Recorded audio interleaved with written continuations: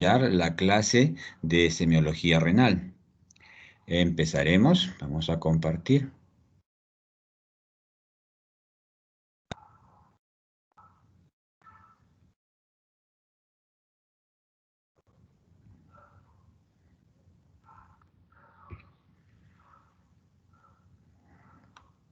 Ok, muy bien. Entonces, cuando tenemos un paciente que vamos a hacerle una historia clínica, nosotros empezamos haciendo las preguntas respectivas para saber qué síntomas o qué signos tiene el paciente, el motivo de la consulta. Y en semiología renal tenemos todos estos síntomas, ¿no? Como ardor al miccionar, polaquiuria, tenesmo vesical, urgencia miccional, incontinencia de orina, alteración de las características de la orina, fetidez en la orina, hematuria, el dolor lumbar, el dolor suprapúbico, la fiebre, el malestar general, tiempo de evolución de los síntomas y también síntomas, sobre todo de la esfera gastrointestinal, como vómitos, como constipación, estreñimiento, que es un factor de riesgo de infección urinaria. En la anamnesis dirigida, tenemos que evaluar, por ejemplo, síntomas asociados. Los edemas es un síntoma asociado a la semiología renal. No es exclusivo de la patología renal, puede presentarse en patología cardíaca, en patología hepática, en patología de desnutrición, en endocrina, hay varias causas, pero edemas hay que tenerlo en cuenta. Las infecciones recientes o intercurrentes. Si por ejemplo son niños y han tenido un proceso de faringitis, una amigdalitis estreptocócica, pueden desarrollar una glomerulonefritis. Igual si han tenido una sinusitis, ¿no? O si han tenido infecciones urinarias a repetición. O han tenido tifoidea, o han tenido dengue, o han tenido tifus exantemático, o sepsis o difteria, que pueden afectar el riñón produciendo glomerulopatías. Hay síntomas generales inespecíficos como la fiebre, el ejercicio, el estrés, el malestar general, la astenia, la hiporexia, que pueden ir acompañados a nuestros síntomas de patología de semiología renal. En los antecedentes prenatales, sobre todo la ingesta de materna de fármacos que pueden producir bajo peso, las malformaciones nefrourológicas como agenesia renal, riñón en herradura, que es más frecuente en mujeres, la tosis renal, que también es más frecuente en mujeres, infecciones connatales como la sepsis neonatal o infecciones en el líquido amniótico que pueden producir alteración en el recién nacido y problemas renales, ¿no? O la ictericia neonatal cuando es muy elevada produce un taponamiento renal, ¿no? En los antecedentes vemos también infecciones urinarias, sobre todo si son a repetición. Decimos que si hay 2 episodios de infecciones urinarias en menos de 6 meses, esa infección urinaria es una infección urinaria recurrente, ¿no? Que se está haciendo crónica. Si tenemos fiebres de origen desconocido, entonces tenemos que pensar de repente que puede haber un foco renal, hacer examen de orina, hacer un urocultivo, una ecografía renal, puede haber un absceso renal, entonces que puede ser la causa de esa fiebre. También tenemos que averiguar en los antecedentes enfermedades sistémicas, como por ejemplo cardiovasculares, un infarto renal, una nefritis, producida por endocarditis, alteraciones en el aparato digestivo como diarreas, vómitos que pueden producir deshidratación y afectar el riñón, endocrinas metabólicas como la diabetes, la gota, la porfiria, enfermedades del colágeno, ¿no? Como el lupus, la poliarteritis nodosa, la artritis reumatoide que afectan al riñón. También tumores como el mieloma múltiple, como también los linfomas, ¿no? Entonces, eso tenemos que tener en cuenta. Y antecedentes familiares. Hay patologías, por ejemplo, hereditarias, como la poliquistosis renal, que se asocia a herencia familiar. Tenemos el síndrome de Alport, que tiene hematuria, proteinuria, que tiene enfermedad renal progresiva, que se acompaña de sordera y cataratas. El síndrome de Fabry, que se acompaña de una enfermedad renal, que se acompaña también de cataratas y de episodios de infarto en miocardio, o el síndrome de Fanconi, o la nefropatía por inmunoglobulina A. Entonces ahí tenemos que ver esas enfermedades que son hereditarias. En los antecedentes, entonces, es importante también averiguar de los síntomas o antecedentes ginecológicos. Se interrogará si ha habido flujo, si hay prurito, si hay ardor vaginal. Se interrogará cómo es la higiene perineal, el lavado, el uso de bidés, el uso de duchas vaginales y antecedentes previos que ya los mencionamos antes.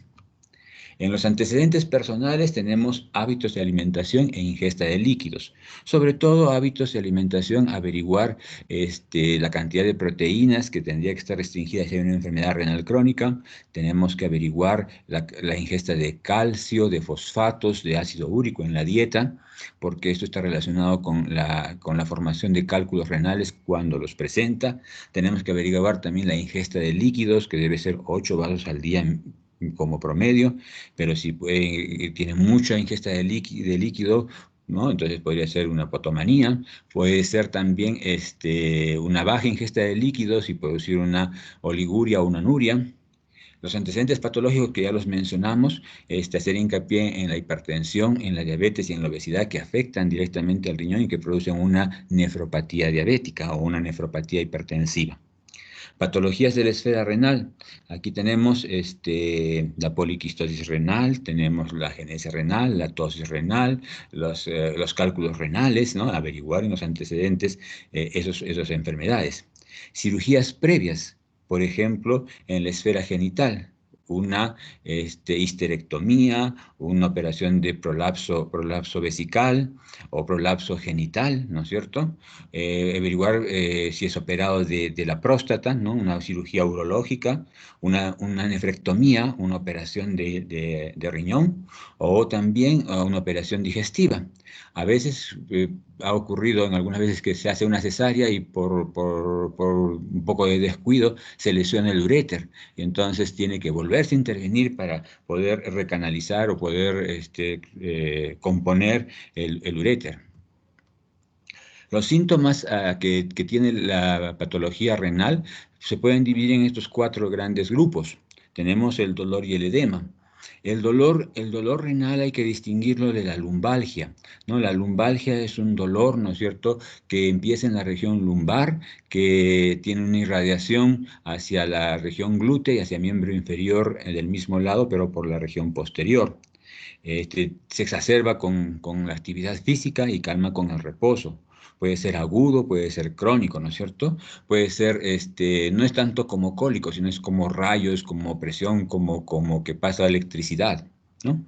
Es diferente al cólico renal o al cólico ureteral, que ahorita lo vamos a ver, o a la cistalgia, ¿no? Al dolor de vejiga. El dolor de vejiga es un dolor que se encuentra en la región suprapúbica, que es como opresivo, ¿no? Como que pesa algo, asociado a síntomas de alteración de la micción como disuria, polaquiuria, y que puede irradiarse hacia el meato, ¿no? Urinario.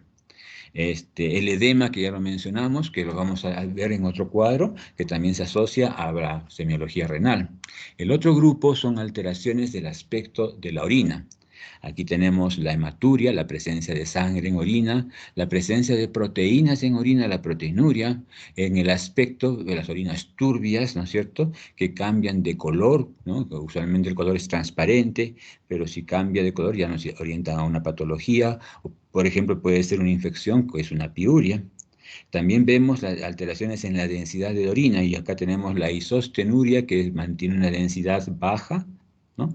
Perdón, una densidad igual, ¿no? No varía, o una hipostenuria que mantiene una densidad baja. En las alteraciones de la diuresis, en el volumen de la diuresis, tenemos la poliuria, que es un aumento en el volumen urinario, la oliguria y la anuria, que es una disminución del volumen urinario, la opsiuria, que es un retraso en la eliminación del agua ingerida por orina, la nicturia y la nocturia. Y en alteraciones de la micción tenemos la disuria, la polaquiuria, el tenesmo vesical, la estranguria, la incontinencia vesical, la enuresis y la retención urinaria. Las vamos a desarrollar. El dolor renal y ureteral, el dolor renal es un dolor de tipo sordo, constante, moderado, no es de gran intensidad, se ubica en la región lumbar, se produce por distensión de la cápsula renal y generalmente no tiene irradiación. Ahí vemos la figura en la parte anterior y en la parte posterior. La región lumbar máximo va al hipocondrio del mismo lado o al flanco del mismo lado. En cambio, el dolor ureteral dice que es un dolor como el dolor del parto. Es tipo cólico, muy intenso, intermitente, se ubica en el ángulo costovertebral y se irradia hacia el abdomen inferior, en la parte anterior, y después va a los genitales o al muslo. Entonces ahí tenemos el dolor renal y el dolor ureteral. El edema, las características semiológicas del edema es el horario, si es matutino, si es vespertino, o si se presenta, no tiene ningún horario, está todas las 24 horas del día, si es simétrico, si es asimétrico, si es generalizado, no es generalizado, si deja fovea o no deja fovea, o sea, si es blando o es duro, ¿no? Si es caliente, hay signos inflamatorios, o es frío, ¿no? Entonces, todas esas son las características que tenemos que mencionar cuando tomamos el edema como un síntoma de la historia clínica. Entonces, en el cuadro vemos el edema bilateral y simétrico. Este puede ser generalizado predominantemente o predominantemente en miembros inferiores. Cuando es generalizado, inmediatamente, simétrico y generalizado, pensamos en 4 entidades: la insuficiencia cardíaca, la enfermedad renal, sobre todo el síndrome nefrótico, ¿no?, que produce un mayor edema, una insuficiencia hepática, en este caso la cirrosis, o en una desnutrición proteica, el kwashiorkor. Entonces, no olviden esas entidades, que es edema bilateral, generalizado y simétrico. Muy bien, cuando es en extremidades inferiores, pensamos en un síndrome de mala absorción, por ejemplo, en una alteración de las proteínas, en preeclampsia, en el embarazo, solo va a ser en los miembros inferiores, en un idiopático no hay una causa precisa, por fármacos, cuando ingerimos calcio antagonistas como nifedipino, nodipino, carbidipino, nimodipino, puede producirse rubor en cara y puede producirse retención de líquidos, edema también en miembros inferiores. Alteraciones endocrinas como el mixedema, tanto el hipo como el hipertiroidismo pueden producir el mixedema. Este mixedema es un edema duro que no deja fovea y es localizado en la región pretibial. No se debe a una retención de líquido o de sodio, no se debe a una alteración de proteínas, como es la fisiopatología de las anteriores entidades, o una alteración en el drenaje linfático, sino se debe a depósito de mucopolisacáridos en el tejido debajo de la piel, en el tejido subcutáneo. Otra causa es el linfedema primario. Este linfedema primario es también un edema duro que no deja fovea, pero que presenta el signo de Stemmer. El signo de Stemmer es que uno pellizca la piel y que no puede pellizcarla. No deja. Como no deja fovea, como es un edema duro, ni siquiera deja que la piel la podamos pellizcar. El lipedema, que es acumulación o aumento de volumen por depósito de grasas. El edema localizado, unilateral o asimétrico, podemos tener estas entidades: la insuficiencia venosa, por las varices en miembros inferiores, la obstrucción venosa, que es una tromboflebitis, ¿no es cierto?, una trombosis venosa profunda o una trombosis venosa periférica. El linfedema secundario, es por filariasis, que es una parasitosis en África sobre todo. La lesión del tejido blando, una celulitis, unas quemaduras, ¿no es cierto?, que pueden infectarse, o inmovilización de una parte del cuerpo por una fractura. Entonces, esas son las causas de edema. Veamos alteraciones en el volumen urinario. En el volumen urinario tenemos la poliuria, que se define como una diuresis mayor a 3.000 mililitros en 24 horas. Usualmente la diuresis varía entre 1.200 a 1.500 centímetros en 24 horas. Esta poliuria puede deberse a causas osmóticas o a una causa acuosa. La causa osmótica es cuando tenemos más de 300 miliosmoles por litro, y sus causas es por solutos exógenos o solutos endógenos. En la poliuria acuosa, la densidad o la osmolaridad está menos de 200 miliosmoles por litro y se debe a una ingesta excesiva de agua o a una diabetes insípida. Esta diabetes insípida puede ser de causa neurogénica o nefrogénica. La dosaje de ADH, de la hormona antidiurética, me va a hacer la diferenciación.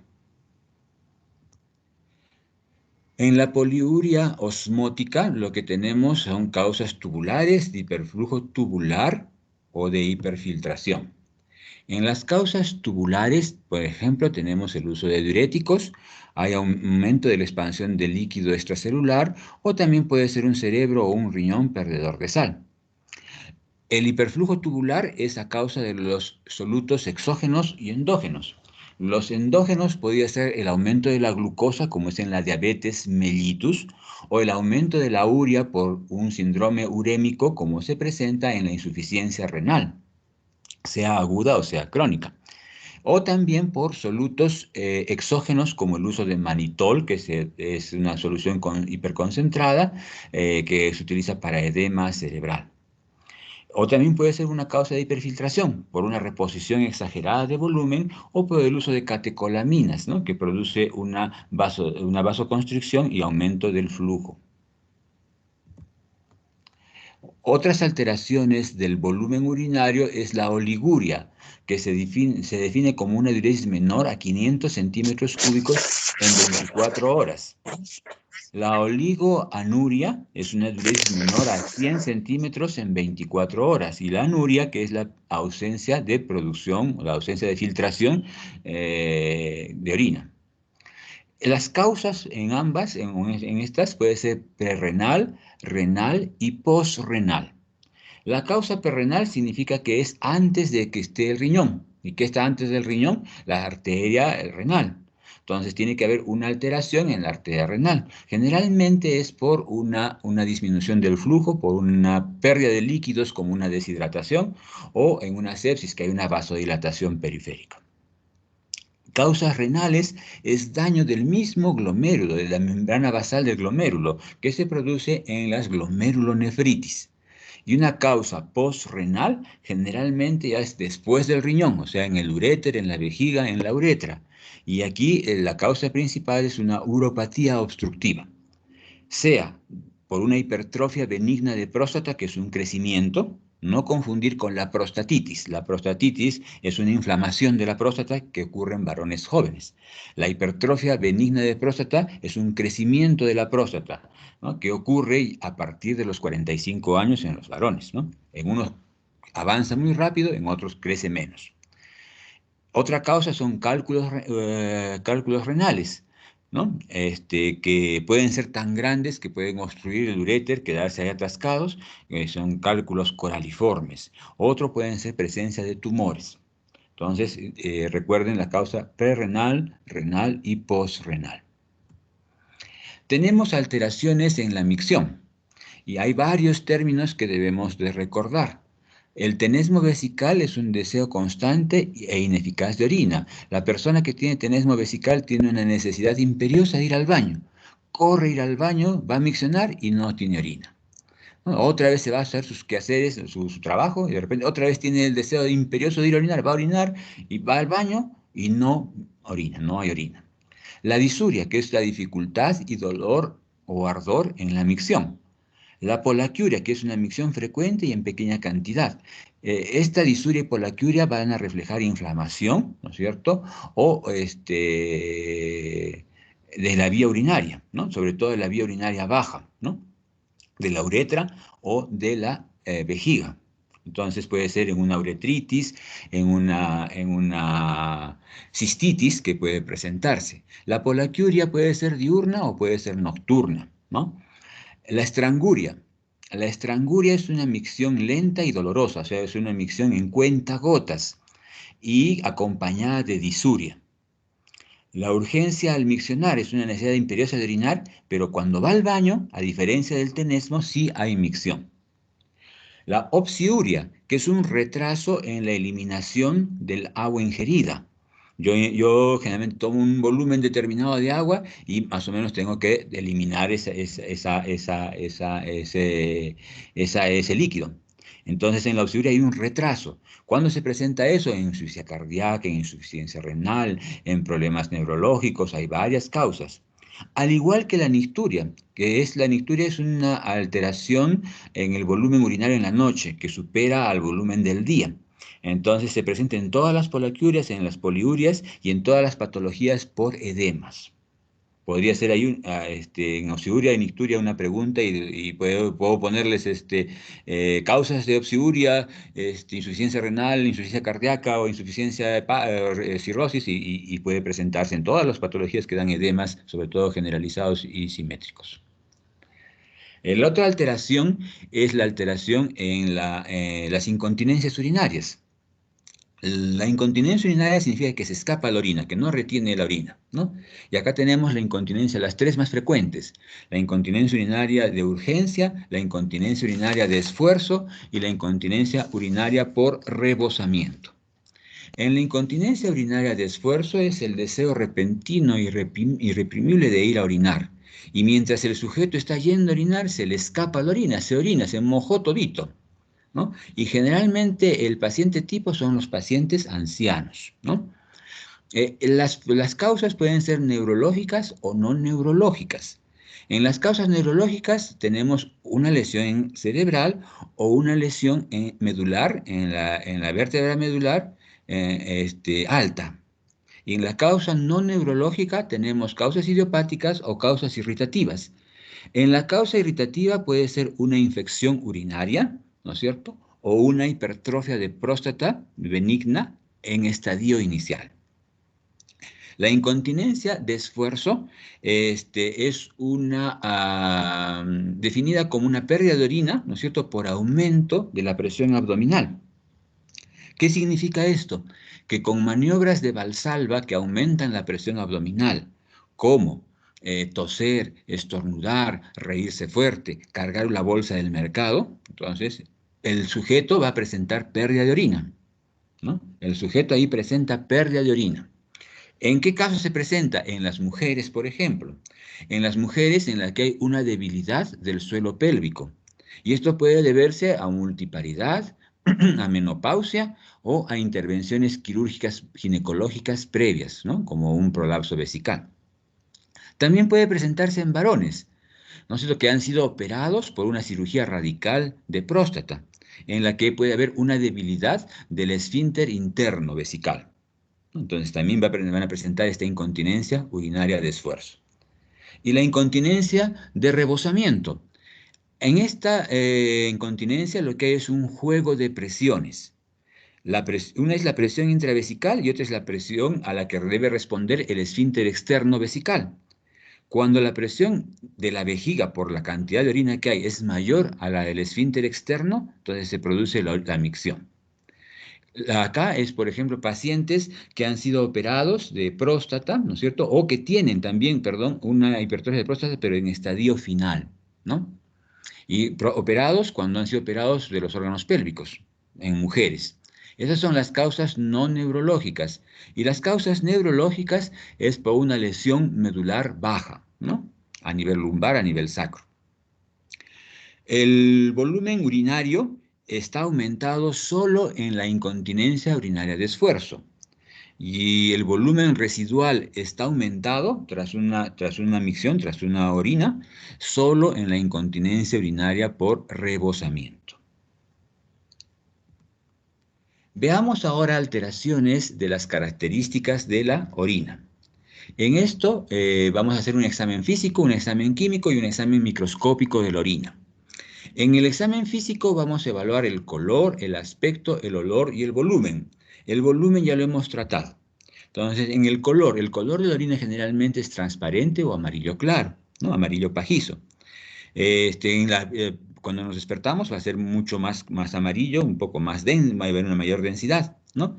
El aspecto, entonces, también va a ser transparente o claro. Cuando es un aspecto turbio, me puede orientar hacia una infección urinaria.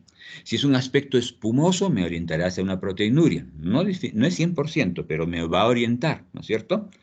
En el color me estaba olvidando mencionarles de que si es un amarillo oscuro o café, vamos a decir que hay aumento de los pigmentos biliares y esto se llama coluria, ¿no? Que se presenta en la ictericia, ¿sí? Si es un color como lavado de carne, va a ser una hematuria, ¿no? Entonces, puede ser un color rojizo, puede ser un color rojo bien oscuro, y eso evidencia hematuria. Si es un olor fétido, va a ser una infección urinaria, ¿no es cierto?, que va a estar presente, o una fístula, ¿no es cierto?, que comunique la vía urinaria con el intestino. En el examen químico vamos a ver la densidad de la orina. En la densidad de la orina, lo normal es que varíe de 1001 a 1034. Y hablamos antes de que las patologías más frecuentes es la isostenuria o la hipostenuria. En la isostenuria la densidad va a mantenerse en un rango de 1010 a 1012, no va a variar. Y eso se debe porque hay una insuficiencia renal. Y en la hipostenuria, la densidad va a ser menor a 1022, no sube más, ¿no? Y dijimos que el rango es hasta 1034. Y eso se va a presentar en enfermedades túbulo-intersticiales. El pH de la orina va a variar entre 4 a 8, ¿no? Entre 4 a 8. Puede haber presencia de proteínas, que sería la proteinuria, glucosa, cuando hay un aumento de la glucosa por diabetes, glucosuria, presencia de cuerpos cetónicos cuando hay una cetoacidosis diabética, sangre, que sería una hematuria, bilirrubinas aumentadas, urobilinógeno aumentado, o también en la tira encontramos nitritos o estearasa leucocitaria, que son indicativos indirectos de infección urinaria. En el examen microscópico, lo que vamos a ver es el sedimento urinario. Vamos a tener células epiteliales, células escamosas, la presencia de cilindros y la presencia de cristales. Veamos la proteinuria. La proteinuria, cuando la hacemos cuantitativa, usualmente juntamos la orina de 24 horas. Y lo normal de proteinuria es hasta 100 miligramos en 24 horas. Pero cuando sobrepasa 300 miligramos ya es patológico. Esta proteinuria es leve cuando está en un rango de 300 miligramos a 1 gramo, moderada de 1 gramo a 3 gramos y masiva, rango nefrótico, cuando es más de 3,5 gramos en orina de 24 horas. O sea, juntaría desde las 6 de la mañana de hoy día, por ejemplo, hasta las 6 de la mañana del martes, ¿no? Y eso se manda a analizar. En el origen de la proteinuria tenemos el origen tubular, glomerular y tubular, que es la mixta por sobrecarga, y glomerular y por sobrecarga. La causa glomerular generalmente es la presencia de albúmina en la orina y es por un daño, como su nombre lo indica, glomerular. Hay aumento de la permeabilidad. Esta puede ser persistente en una enfermedad renal ya instalada o intermitente cuando se presenta después de fiebre, después de hacer ejercicio, después de un ortostatismo o una insuficiencia cardíaca. La causa tubular es una presencia sobre todo de beta-2 microglobulina. Y estas pueden ser de causas congénitas como el síndrome de Fanconi o la enfermedad de Wilson, que son hereditarias, o también adquiridas como intoxicación por plomo, mercurio o por fármacos como penicilina, ¿no? También puede producirse por la tuberculosis.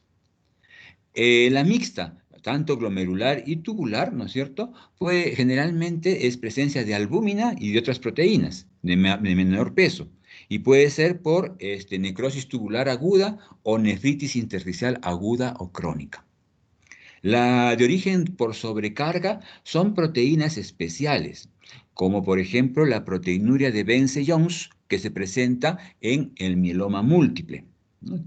En la amiloidosis, que hay una alteración también de las gamma-globulinas, o en la macroglobulinemia de Waldenström. Entonces, son patologías que pueden presentarse, un aumento de un tipo de proteínas, generalmente las gamma-globulinas, y van a producir sobrecarga en el riñón y presencia en la orina. Causas como rhabdomiolisis, ¿no? Va a producir presencia de mioglobina por sobrecarga. O hemólisis masiva, presencia de hemoglobinuria en la orina. También puedo tener una causa glomerular y por sobrecarga. Entonces hay presencia de albúmina y estas proteínas especiales. Y las patologías son las mismas. Mieloma, macroglobulinemia de Waldenström y amiloidosis. No solo dosamos la proteína en 24 horas, también podemos dosar la albúmina en 24, en orina, ¿no? Y aquí no es en 24 horas, sino es en una orina nada más, vemos la cantidad que se dosa, aunque también se puede hacer en 24 horas. Lo normal es que sea hasta 30 miligramos por decilitro, y eso es lo normal, no es patológico. Pero si supera los niveles, vemos pues que puede ser hasta 100 en caso leve, hasta 300 en leve moderado, hasta 1000 en moderado o más de 1000 nefrótico.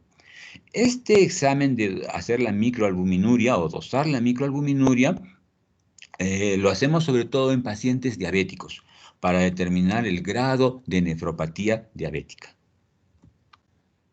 Entonces, en la proteinuria vamos a ver los métodos de detección. Puede ser visual, cuando encontramos una orina espumosa, puede ser con la tira reactiva, ¿no es cierto?, que es una detección cualitativa o cuantitativa que hemos mencionado ya.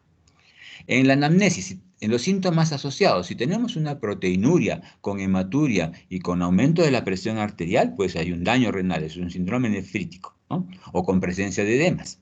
Y los antecedentes, una glomerulonefritis, otro tipo de infección o una enfermedad del colágeno, que ya las mencionamos también antes. Entonces, eso tenemos que tener mucho, mucho en cuenta. En la exploración física, ¿qué vamos a buscar cuando encontramos proteinuria? Edemas y medición de la presión arterial. Y en los exámenes complementarios tenemos que hacer el sedimento urinario, ¿no? Para ver hematuria, para ver cilindros especiales, que ahorita los vamos a ver. Tenemos que hacer un análisis de sangre, un análisis que en el de sangre vamos a dosar la creatinina, la urea, uno que es de sangre y de orina es la depuración de creatinina, y también vamos a hacer la ecografía renal para ver la morfología del riñón, para ver, uno, el tamaño, para ver cuántos milímetros tiene de corteza el riñón y la relación córtico-medular, ¿no? Veamos en la hematuria. La hematuria tenemos formas de presentación, síntomas asociados y traumatismo que tenemos que evaluar. En las formas de presentación tenemos las características de la hematuria, ¿no? Si es una hematuria que se presenta con dolor, sin dolor, es crónica, es aguda, es paroxística, es al inicio, al final o al término de la micción. Si se asocia a disuria, hipolaquiuria o a otras alteraciones en la micción, como el síndrome miccional, si hay dolor crónico, si hay enfermedades sistémicas como hipertensión, edemas o oliguria. Y en los antecedentes, un traumatismo me puede producir una contusión del riñón, me puede producir una hematuria, la ingesta de fármacos, alimentos especiales que me pueden dar una pseudohematuria, infección urinaria es una causa muy frecuente de hematuria, ¿no? O problemas familiares, heredofamiliares, ¿no? Hereditarios. La hematuria, entonces, por la intensidad puede ser macroscópica, cuando la vemos a simple vista, o microscópica. El origen puede ser glomerular o tubular. Vamos a ver en la siguiente diapositiva cómo podemos diferenciarla. Y durante la micción puede ser al inicio, al final de la micción o durante toda la micción. Los libros mencionan la prueba de los 3 vasos. Es inicial cuando la causa es en la uretra. Es terminal cuando la causa de la hematuria es en la vejiga. Y es total cuando la causa de la hematuria está en el riñón. Aquí tenemos las diferencias de la hematuria urológica y la glomerular. La urológica es roja, con coágulos, ¿no es cierto? Es variable, puede presentar no todo el tiempo, es asintomática y es un síndrome, y se acompaña de síndrome miccional, de disuria, polaquiuria, tenesmo, estranguria, urgencia miccional. Y causa glomerular es más oscura, es continua todo el tiempo, puede ser asintomática, puede asociarse a edemas o hipertensión. Y lo importante que aquí en el examen de orina vamos a encontrar hematíes dismórficos, ¿no? Entonces, esos hematíes dismórficos es que no tienen la forma normal y eso indica que es una causa glomerular, acuérdense de eso. También se les llama hematíes crenados. Vemos que para la hematuria vamos a tener los métodos de detección. Si es una hematuria macroscópica, va a ser con la vista nada más que la vamos a diagnosticar y ya indicaremos qué cosas análisis o qué otras cosas pueden hacerse. Puede ser cualitativa, poblativa reactiva o cuantitativa. Ver en el sedimento cuántos hematíes por campo hay. Normalmente es de 1 a 3 por campo cuando estamos examinando al microscopio. Entonces, más de 3, ¿no? O otros laboratorios consideran más de 1, ya aumentado, ya está por encima de lo normal. La anamnesis, los síntomas asociados, como es dolor, como es edemas, como es síndrome miccional o como es hipertensión. Infecciones agregadas, que puede ser que den hematuria, una nefropatía por inmunoglobulina A, un síndrome de Alport, el lupus, una infección urinaria, ¿no? Traumatismos, la ingesta de fármacos, ¿qué más? Antecedentes familiares, los heredos familiares, como el síndrome de Alport, la poliquistosis renal. Entonces, eso tenemos que averiguar en la anamnesis dirigida.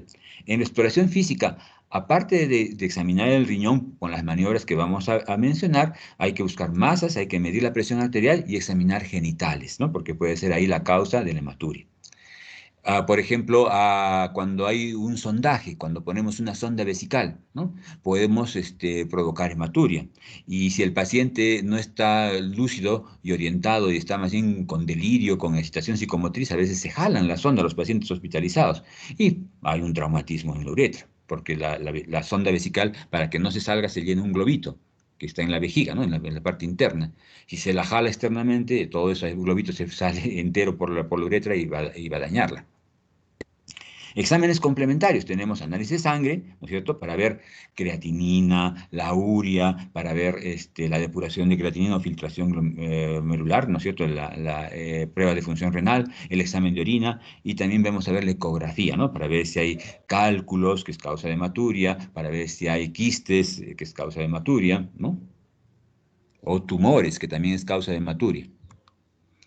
La falsa hematuria. La falsa hematuria tenemos, por ejemplo, por una enfermedad, la presencia de hemoglobinuria, de mioglobinuria o de porfiria, ¿no? Que la orina aparece de color normal y cuando se expone al sol se cambia la orina a un color oscuro. Entonces, aquí la tira reactiva del examen de orina va a ser positiva, pero va a ser un falso positivo. Por fármacos, por ejemplo, un antibiótico que se da en tuberculosis, la rifampicina, o un antiinflamatorio urinario como la asfenazopiridina puede producir una orina media anaranjada, media rojiza, ¿no? Aquí la tira reactiva va a ser negativa. Por alimentos, cuando comemos remolachas o moras, la orina va a ser también como sangre, más oscura. O cuando comemos confites que tienen muchos colorantes. Para recapitular, entonces, las causas frecuentes de una hematuria, en el riñón tenemos una glomerulonefritis, tumores, hidronefrosis, quistes, infarto renal o necrosis papilar. En el uréter, cálculos o tumores ureterales. En la vejiga, infección urinaria, cáncer o papiloma, cálculos en la vejiga. En la uretra tenemos infección, ¿no es cierto?, traumatismos o tumores. O en la próstata, un crecimiento de la próstata o un cáncer de próstata. Veamos los cilindros. Entonces, en los cilindros tenemos diferentes tipos de cilindros. Ahí están las figuritas. El cilindro hialino es un hallazgo normal, no significa patología, y está formado por las proteínas de Tams-Horsfall. Los cilindros grasos son de células tubulares llenas de lípidos, ¿no?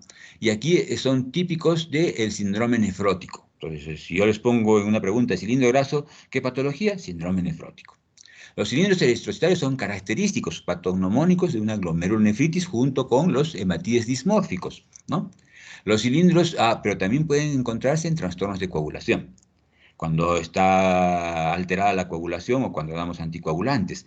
Cuando damos anticoagulantes y se sobrepasa la dosis, entonces están sobreanticoagulados, también puede haber presencia de hematuria. Los leucocitos, la presencia de cilindros leucocitarios, pues es una nefritis intersticial, una pielonefritis, ¿no?, o un rechazo de trasplantes. Los cilindros granulosos, pigmentados, y los de células epiteliales van a denotar una necrosis tubular aguda. Los cilindros serios, una enfermedad renal crónica, así como también los cilindros gruesos. En la exploración de riñones tenemos estas etapas: la inspección, palpación, percusión y auscultación. La inspección de los riñones nos va a aportar pocos datos, pero sirve para descubrir tumoraciones en uno o en los dos lados, y deben observarse las regiones lumbares, los hipocondrios y los flancos. En la palpación de los riñones vamos a ver la forma, el tamaño, la consistencia, la situación y la sensibilidad. Normalmente los riñones no son palpables. El riñón derecho es más palpable en su polo inferior por la presencia del hígado. Hay diferentes maniobras, ¿no? Y van a poderse palpar cuando hay una hidronefrosis, cuando hay un tumor en el riñón, ¿no? Cuando hay un quiste en el riñón. También puede haber tosis renal en la que pueden ser palpables los riñones. Tenemos el método bimanual de Guyon. El paciente está, este es el más usado. El paciente está en decúbito dorsal con las piernas extendidas, el médico al lado del riñón que se quiere explorar. Una mano va en el ángulo costo vertebral, en la zona lumbar, en la que levanta el riñón con la mano, es la mano de apoyo.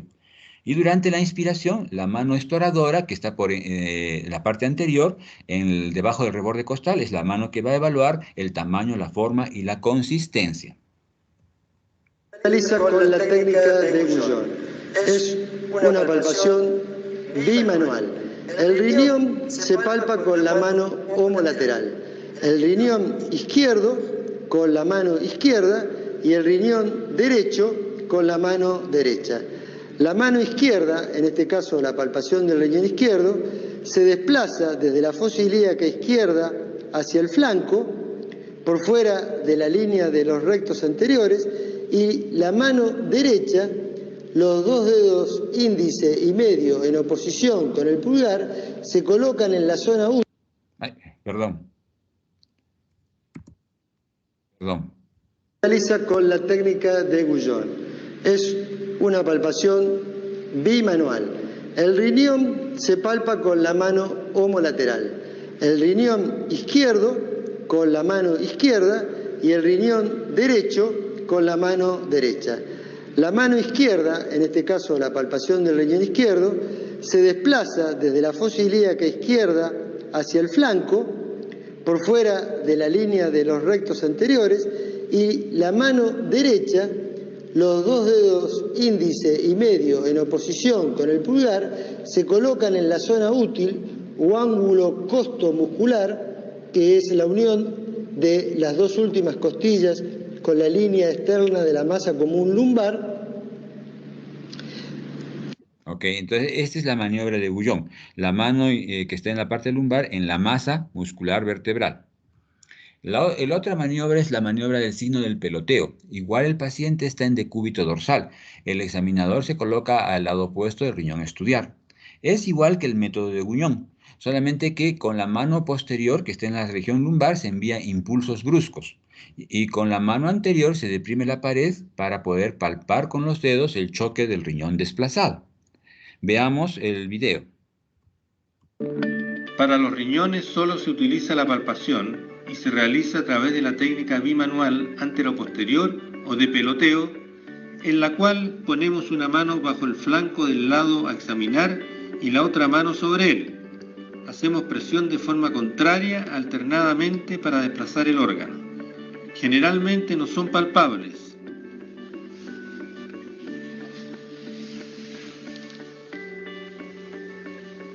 A continuación.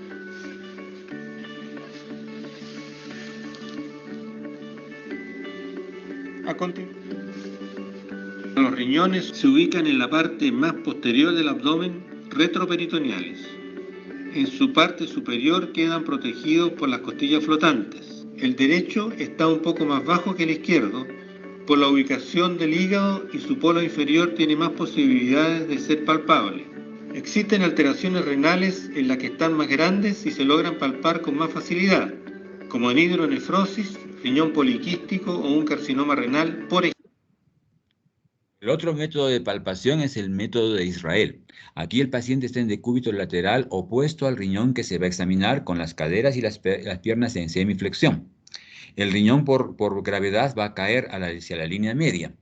Una mano se coloca en la región lumbar, ¿no es cierto?, por fuera de la masa vertebral. En la maniobra de Guyon se pone a nivel de la masa muscular vertebral, acá es por fuera. Y la otra mano se presiona con los tres dedos en la confluencia condrocostal para poder explorar el riñón. Veamos el video.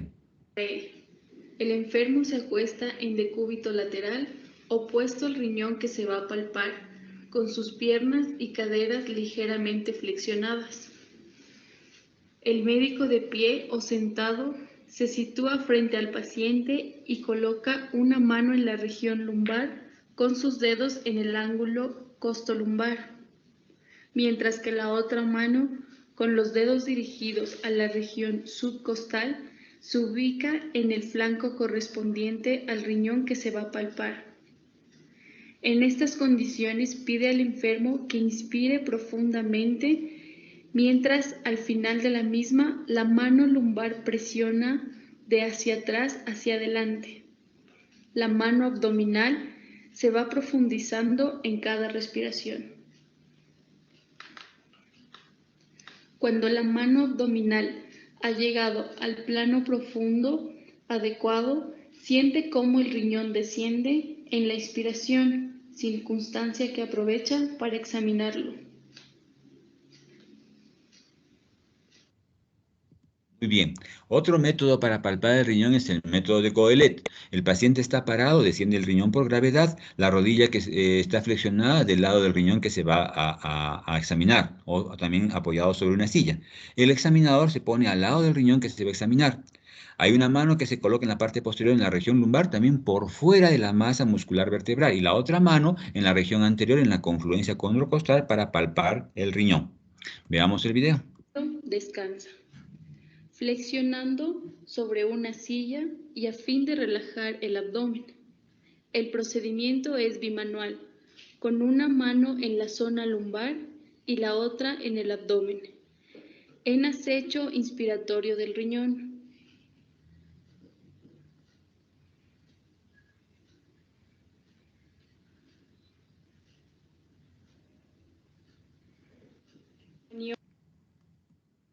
Y por último, la maniobra de Montenegro. Aquí el paciente está en decúbito ventral. Es contrario a la maniobra de Guyon. Los impulsos dados por la mano abdominal, que están en la parte anterior en la parte del abdomen, son percibidos por otra mano, ¿no? Y la mano izquierda en la región lumbar es la que va a percibir las masas, va a percibir el riñón, sobre todo las masas extrarrenales. Veamos el video. Paciente en decúbito ventral. La mano izquierda del examinador se coloca en la región lumbar con el extremo de los dedos índices y mayor en contacto con el espacio costolumbar. La mano derecha ubicada transversalmente en el abdomen, frente a la presunta masa renal. Efectúa impulsos hacia arriba, de modo que si se trata del riñón, la mano izquierda percibirá su choque. En la percusión renal tenemos la de Murphy y la de Giordano. Esta es la de Murphy, que es una percusión digital, directa, como está con el puño directo en la fosa lumbar, o se pone una mano y se percute con la otra. Es positiva cuando intensifica dolor. Les voy a pasar un video que van a disculpar que esté en inglés, pero vean cómo hace la maniobra el examinador. This slide depicts the fist percussion test over the kidney at the costovertebral angle for kidney disorders. A positive finding on this test would be pain with a firm thump of the fisted hand. If you suspect that there could be a kidney disorder mimicking musculoskeletal pain, the fist percussion test can be utilized. You palpate the costovertebral angle at the 12th rib. Place your non-dominant hand over that costovertebral angle, and testing the left kidney, you produce one firm thud over that area. To test the right, you palpate the right costovertebral angle, move the hand over that area, and again, a firm thud. This should be painless, though the patients will feel the pressure of that force. If there is a kidney disorder, patients will often report pain. Acá vemos en este video cuando es positivo. Una puño percusión. Es un golpe suave y seco con el puño cerrado. También se puede usar una mano de apoyo. En el caso de ser positivo, al hacer el golpe, el paciente da un sobresalto. Ok. También tenemos la percusión de Giordano, que se utiliza la zona cubital de la mano, como está en la figura. Tenemos en la auscultación de las arterias renales, las arterias ilíacas y la arteria aorta. Generalmente se hace en el cúbito dorsal con los músculos flexionados y se ausculta las áreas costovertebrales y las áreas epigástricas, ¿no? Se hace con el estetoscopio de forma profunda. Podemos encontrar también soplos por estenosis o aneurismas de las arterias renales. Veamos este video. Lo otro que es buscar soplos, que se hace con la campana. También con la campana del estetoscopio se pueden ocultar soplos por flujos turbulentos a través de las arterias aorta en la línea media, supraumbilical, renales en puntos paramedianos supraumbilicales a cada lado, ilíacas a nivel paramediano infraumbilical bilateralmente.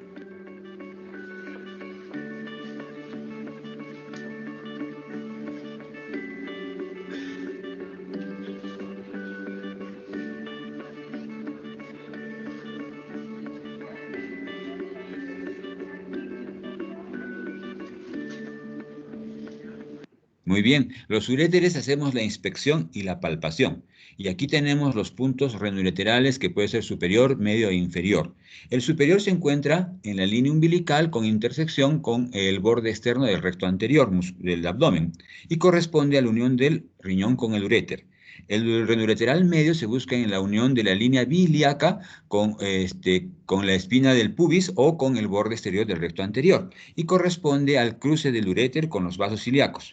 Y el ureteral inferior es el punto que corresponde a la entrada del uréter en la vejiga y se explora mediante el tacto rectal o vaginal. Veamos el video del punto renoureteral superior y medio. Los uréteres se disponen así. Podemos encontrar acá los puntos ureterales superiores y medios. Los superiores se encuentran a nivel del ombligo, en el borde externo del recto anterior. Y presionamos en esta zona. Para los puntos medios seguimos la misma línea, pero a nivel de la espina ilíaca anterosuperior. Generalmente son positivos en el cólico renal.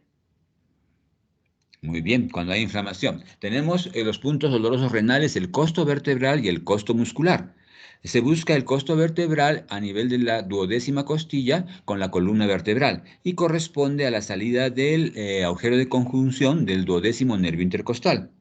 El costo muscular es también a nivel de la duodécima costilla con el borde externo, ya no de la vértebra, sino de la masa muscular. Corresponde al punto donde se hace superficial el duodécimo nervio intercostal.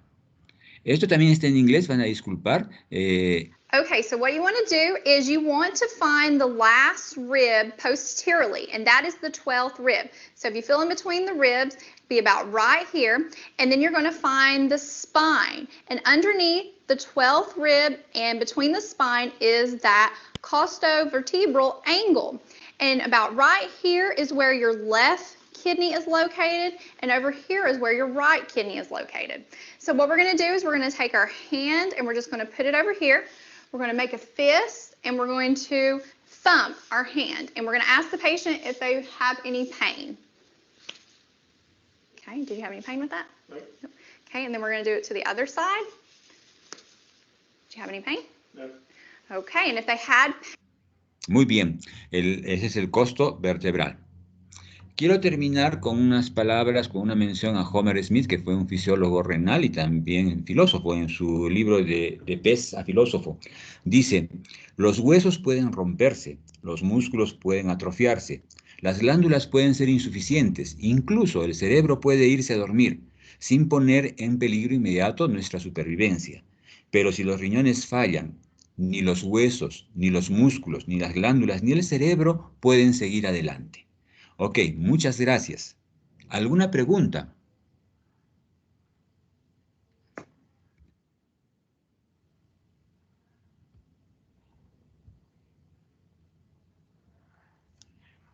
Preguntas que tengan.